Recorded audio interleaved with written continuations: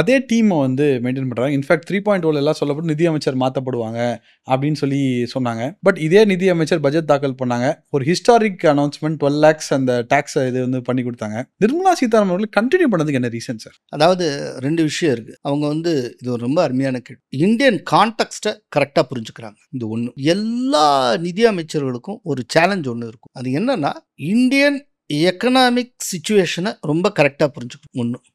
ரெண்டாவது, பிரைம் மினிஸ்டருடைய எக்ஸ்பெக்டேஷனை ஒழுங்காக புரிஞ்சுக்கணும். இந்த ரெண்டையும் பேலன்ஸ் பண்ணணும். இந்த ரெண்டையும் பேலன்ஸ் பண்ணுறதுல எங்கே ஒருத்த தப்பு பண்ணுறானோ, இது வந்து நிதியமைச்சர் இருக்குங்கிறது உண்மையை சொன்னால் கலக்குத்தடி வேலை. சார் எப்படி சொல்லிட்டீங்க? ஆமாம், உண்மையில். அதாவது கைத்தில் நடக்கிறான் பாருங்க, அந்த வித்தை கரெக்டாக பேலன்ஸ் பண்ணணும். இந்த பக்கம் அந்த நாட்டினுடைய பொருளாதார சிச்சுவேஷனை கரெக்டாக கொண்டு வரணும். இன்னொரு பக்கம் பிரைம் மினிஸ்டருடைய எக்ஸ்பெக்டேஷனை கரெக்டாக, இந்த கம்பை இப்படி கரெக்டாக பிடிச்சிட்டு போகணும். இதில் இந்த பேலன்ஸ் எங்கேயாவது மெயின்டைன் பண்ணால் விட்டீங்கன்னு வச்சுக்கோங்க, நீங்கள் தொலைஞ்சிருவீங்க. ரொம்ப சென்சிட்டிவ்.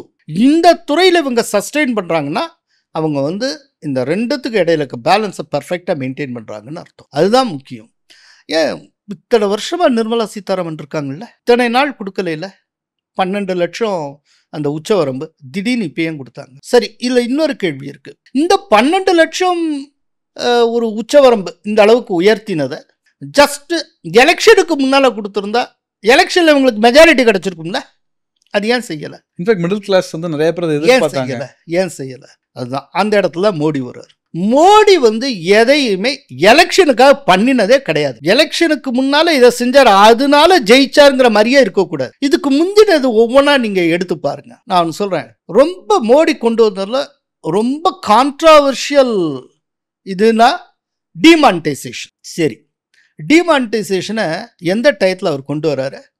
5 மாநில தேர்தல் வர இருக்கு, அந்த டயத்தில் தைரியமாக அதுக்கு ஒரு 3 மாசத்துக்கு முன்னால அவர் கொண்டு வர்றார். 5 மாநில தேர்தலுக்கு முன்னால. நல்லா ஞாபகத்தில் வச்சுக்கணும். வேற எந்த கவர்மெண்ட் இருந்தாலும் இந்த துணிச்சலோட தேர்தலுக்கு முன்னால கொண்டு வர மாட்டாங்க. ஏன்னா இது கொண்டு வந்து ஏதாவது பேக் ஃபயர் ஆயிடுச்சுன்னா என்ன பண்றது? தேர்தல் முடியட்டும் அப்புறம் அப்படிதான் நினைப்பாங்க. இவர் தைரியமா கொண்டு வர்றாரு. அவர் கொண்டு வந்ததுக்கு அப்புறம் தான் குஜராத்ல யூபியில் நடந்த எலெக்ஷன்ல பிரமாதமான வெற்றி. ட்ரேடிங் கம்யூனிட்டி பட்டேல்ஸ் அதிகமா இருக்கக்கூடிய குஜராத்ல வெற்றி, எல்லாமே நடந்தது. இப்படி கொண்டு வந்தும் வெற்றி பெற முடியும் அப்படிங்கறத மோடி நிரூபிச்சார். இது வந்து மோடியோட சைக்காலஜி. அதுக்காக சொல்றேன். இதே போல நீங்க ஜிஎஸ்டி அவர் எப்போ கொண்டு வந்தாருங்கிறத பாருங்க. ஜிஎஸ்டி வந்து ஹிமாச்சல் பிரதேஷ் உள்பட 2 மாநில தேர்தல் நடக்க இருக்கிறப்போ அதுக்கு முன்னால அவர் கொண்டு வர்றார். தைரியமா கொண்டு வர்றார். பிஜேபி பிரமாதமான வெற்றி அடைகிறது. ஸோ எப்போதுமே எலெக்ஷனுக்கு அப்புறம் இந்த மக்களை ஏமாற்றி முதல்ல ஓட்டு வாங்கிறது, அப்புறம் கொண்டு வர்றது, இந்த விவகாரமே கிடையாது. அதே போல தான் இந்த 12 லட்சம் உச்சவரம்பை உயர்த்துவதுங்கிறது ஆல்ரெடி திட்டமிட்டிருப்பாங்க. எலெக்ஷனுக்கு முன்னால வேண்டாம், தேவையே கிடையாது. அது இல்லாமல் ஜெயிக்க பார்ப்போம். அப்படியெல்லாம் மக்களுக்கு மிட்டாய் கொடுத்து ஜெயிக்கணுங்கிறது இல்லை. அதுக்கப்புறம் கொண்டு வராங்க. ஸோ அது இன்னைக்கு ஒரு மிகப்பெரிய அளவில் ஒரு வரவேற்பை பெற்றிருக்கு. இப்போ அந்த 12 லட்சம் அவங்களுக்கு மிச்சமாகுதுங்க. இப்போ நடுத்தர வர்க்கம் மற்றவங்களும், அதுலேயும் வீட்டில் 2 பேர் வேலைக்கு போகிறவங்க இதில் எவ்வளோ மிச்சமாகும்? இப்போ மிச்சமான காசெல்லாம் என்ன ஆகும்னு கொஞ்சம் யோசிச்சு பாருங்க. எவ்வளோ தூரம் மணி சர்க்குலேஷன் வரும்? அப்போது அந்த அந்த சர்க்குலேஷன் வந்து உங்களுக்கு எந்த அளவுக்கு பொருளாதாரத்தை உயர்த்துங்கிறத யோசிச்சு பாருங்க. முன்னால் டாக்டர் சுவாமி 98 மதுரையில் எம்பி எலெக்ஷனில் போட்டிட்டப்போ அவர் ஒரு தியரி ஒன்று சொல்லுவார். அவர் அந்த அந்த டயத்தில் மதுரையில் ராம்நாத் சேம்பர் ஆஃப் காமர்ஸில் பேசுகிறப்போ சொன்னது.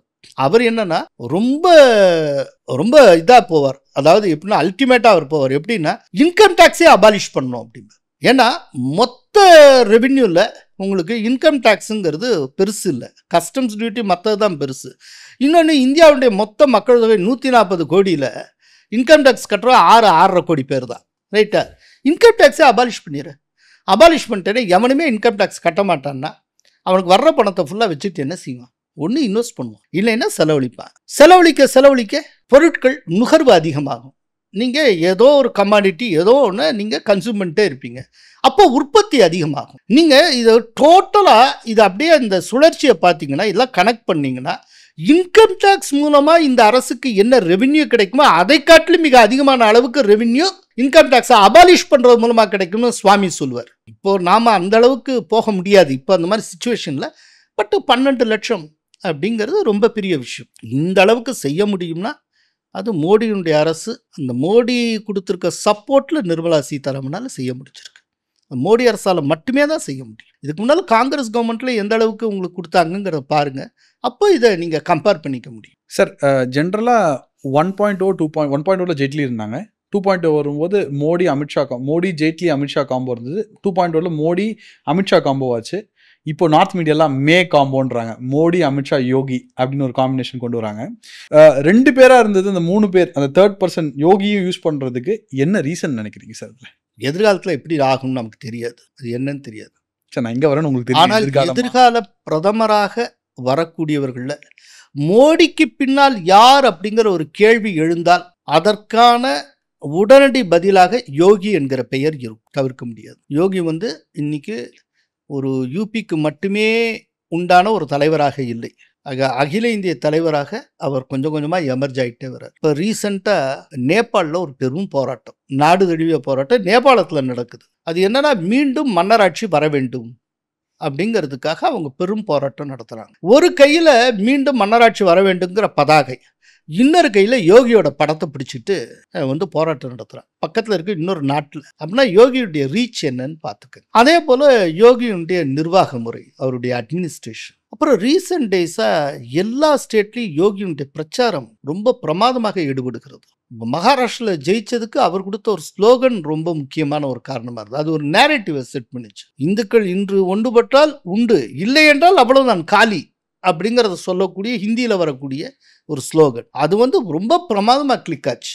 டெல்லியில் அவருடைய பிரச்சாரம் ஒரு திருப்பு முனையாக இருந்தது. நீங்கள் ரீசெண்டாக பாருங்க, ஸ்டேட் எலெக்ஷன்ஸ் எல்லாத்துலேயும் மோடியினுடைய ரோட் ஷோ, அதே போல் மோடியினுடைய கேம்பெயின் எல்லாமே ரொம்ப குறைவாக இருந்தது. அந்த இடத்துல ஃபுல்லாக யோகி நிறைய பேசிட்டு வந்தார். மோடிக்கு அடுத்துன்னு ஒரு கேள்வி எழுந்தால் யோகி அப்படிங்கிறது நாக்பூருடைய பதிலாகவும் இருக்கலாம், அதற்கு நிறைய வாய்ப்பு இருக்கு. இல்லை சில பேர் சொல்றாங்க எப்படின்னா அமித்ஷாவுக்கு வாய்ப்பு இருக்கலாம் அப்படின்னு. ஓகே, அதை ரூல் அவுட் பண்ண விரும்பலை. ஆனால் அமித்ஷா தொடர்பான அந்த பழைய ட்ராக் அதெல்லாம் கொஞ்சம் நம்ம திரும்ப பார்க்கலாம். இப்போ முதல்வராக இருந்த குஜராத் முதல்வராக இருந்த மோடி பிரதமராகிறார்ல, அங்க முதல்வர் பதவியை விட்டுட்டு மோடி இந்த பக்கம் வந்துட்டார்ல, உடனே அந்த இடத்துல முதல்வராக அமித்ஷா இருந்திருக்கலாம்ல, ஏன் இல்லை? குஜராத் முதல்வராக இருந்து மோடி அந்த பக்கம் வந்துட்டார்னதும் தன்னுடைய ப்ராக்சியா குஜராத் முதல்வராக அமித்ஷா வச்சிருக்கலாம்ல, அமித்ஷாவே இருந்திருக்கலாம்ல. ஆனந்திபென் பட்டேல் தானே இருந்தாங்க. அப்படின்னா மோடி கூடவே தான் இவர் வந்தார், புரியுதா? அதே போல இப்போ மோடி நாளைக்கு ஒரு ஏதோ ஒரு ஸ்டேஜில் இந்த பிரதமர் இதுலேருந்து அடுத்தவங்களுக்கு வழி விடுவாங்க, ஏன்னா அந்த கட்சியில் அந்த ஒரு மரபு உண்டு. அப்படின்னா மோடி இருந்த இடத்துல அமித்ஷா அப்படிங்கிறது இருக்கிறதுக்கு வாய்ப்பு இல்லையோன்னு எனக்கு தோணுது. ஏன்னா மோடி இருந்த முதல்வர் பதவியில் அவர் உட்காரல, மோடி பின்னாலேயே தான் வந்தார், ராமனுக்கு லக்ஷ்மணன் மாதிரி. ஆனால் ராமனுடைய இடத்துல உட்கார்றதுக்கு லக்ஷ்மணன் ஒரு நாள் முயற்சி பண்ணிருந்தார். அவர்களுக்கு பிடித்த ராமாயணத்திலேருந்து தான் இந்த உதாரணத்தை சொல்றேன். அதைத்தான் இங்கே நடந்திருக்கு, அதான் இங்கே ஃபாலோ பண்ணியிருக்காங்க. அப்படிங்கிறப்போ மேபி யோகிக்கு ஒரு பெரிய வாய்ப்பு இருக்கு அப்படின்னு நான் நினைக்கிறேன். இது என்னுடைய அசம்ஷன். அடுத்தது யாருங்கிற கேள்வி வர்றப்போ அதே போல இன்னொன்று கூட சொல்றேன், ஒரு காலத்தில் யோகிக்கு பின்னாலே யாரு அப்படின்னு ஒரு கேள்வி வரலாம். அந்த டயத்தில் நிச்சயமா தேவேந்திர ஃபட்னவிஸோட பெயர் முதல் பெயராக இருக்கும். இன்னைக்கு சொல்றேன், அன்னைக்கு பார்க்குறப்போ என்னை யாராவது 2 பேர் நினைவு கூறுவாங்க.